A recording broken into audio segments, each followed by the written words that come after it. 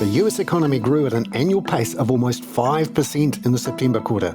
And the European Central Bank has stopped raising interest rates overnight for the first time in 11 decisions.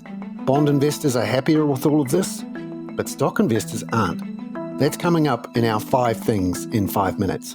And then in our bonus deep dive interview, ANZ's head of G3 Economics, Brian Martin, explains why US government spending is getting more traction with the US economy these days, and with interest rates globally.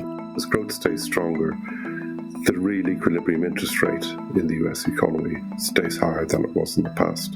So it puts a floor at a higher level under US interest rates, therefore under global interest rates.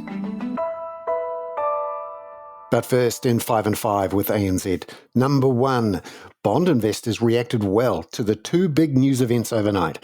US economic growth was at almost 5%, but that's in line with the Fed's view that it will slow down from here. And the European Central Bank paused rates, as expected.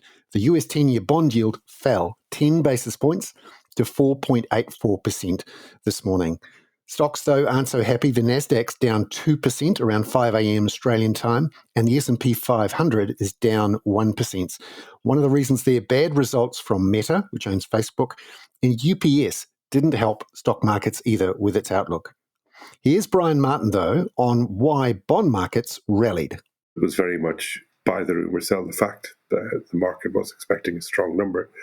And the confirmation of ECB rate pause was also expected, but I think the guidance from Lagarde at the margin was really saying, look, we're probably done as far as rate rises are concerned. We just need to hold now. And I think the fixed income markets on both sides of the Atlantic welcomed that messaging. Number 2, the US economy grew at an annual rate in the September quarter of 4.9%, which was faster than the official market consensus of 4.5%. However, much of that strength was expected. Here's Brian. The economy is firing on all cylinders. All components of domestic demand really strong. And that is great news for the economy. It's great news for the labour market and for employment. But it does mean that the Fed are going to have to hold these interest rates high for a long time in order to be able to bring growth back down to more sustainable levels. Number 3, the European Central Bank held its official rates overnight for the first time in 11 meetings, and President Christine Lagarde insisted they would stay up there for a while. Here's Brian. President Lagarde, in her press conference, did signal that the focus now is really turning to how long interest rates need to stay at current levels rather than increasing interest rates again. The ECB will do whatever is required to get inflation back down to target. But she did point to some really quite encouraging signs, noting that the transmission of policy tightening to the real economy is happening very fast, that there's clear evidence that higher interest rates are weighing on demand, that there has been a marked improvement in inflation. Number 4, now back into our time zone. The South Korean economy is proving to be more resilient than anticipated, providing some comfort for the Bank of Korea in retaining their current hawkish stance. Here's ANZ's Asia economist, Crystal Tan. So in Q2, growth was driven by a sharper fall in imports relative to exports, but this time around, all the major indicators showed signs of improvement, and it was exports that led the way. Number 5, all eyes in Asia-Pacific trading today will be on the yen this morning, which is still below that key red line for potential intervention by Japanese authorities, 150 yen to the dollar. The US dollar remains strong against a range of other currencies too. The Aussie dollar is bouncing off its lows this morning and is at 63.21 US cents, while the Kiwi is also firming from its overnight trough. It's at 58.24 US cents. Now it's time for our bonus deep dive interview. Brian Martin has noticed US government spending is getting much more traction in the economy and with interest rates than in the pre-COVID era. It's all about the spending being direct into the economy and into the US economy on US stuff, rather than through tax cuts that used to be spent on imports.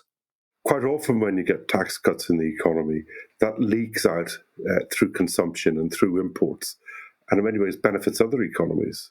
China, Asia, Europe could be significant beneficiaries of that, as indeed would other countries in North America. But when you spend domestically, that tends to boost the level of economic activity.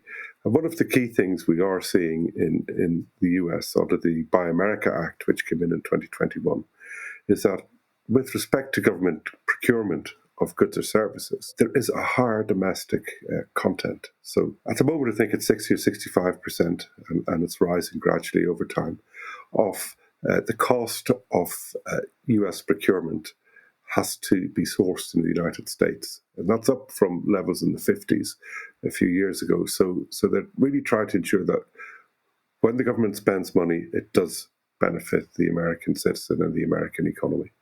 And how important is defence spending and climate spending in all of this? When we look at the GDP numbers we had out today, federal spending on defence was really very strong.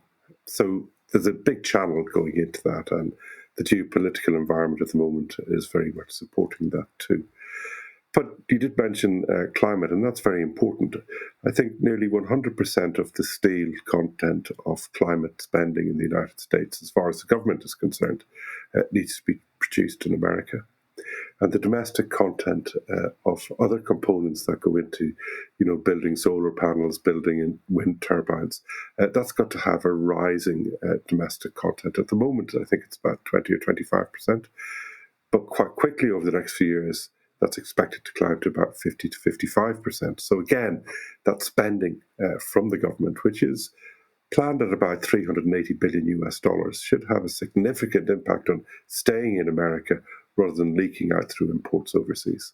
So what does this mean for the rest of the world economy and for US monetary policy? Because it sets the interest rate base for so many other parts of the world, and that US dollar is such a dominant feature of the global financial system.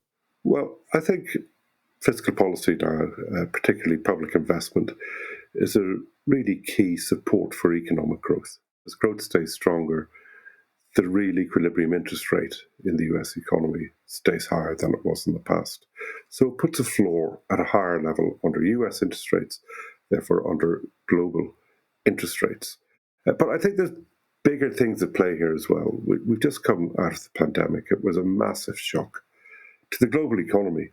And we're seeing globally, not just in the States, but in Europe, a real preference for, when it comes to critical industries, really shoring up economic security. There's a trend towards onshoring or friendshoring, again, to try and support economic security. And we have seen this coming through in the US CHIPS Act, in the European CHIPS Act.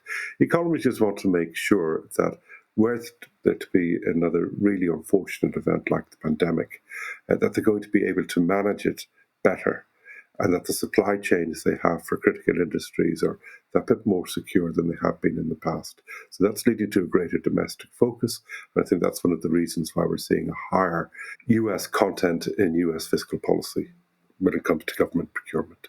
And the bottom line here from an Australian, New Zealand, Asia-Pacific point of view seems to be that it means slightly higher interest rates than we might have expected for slightly longer.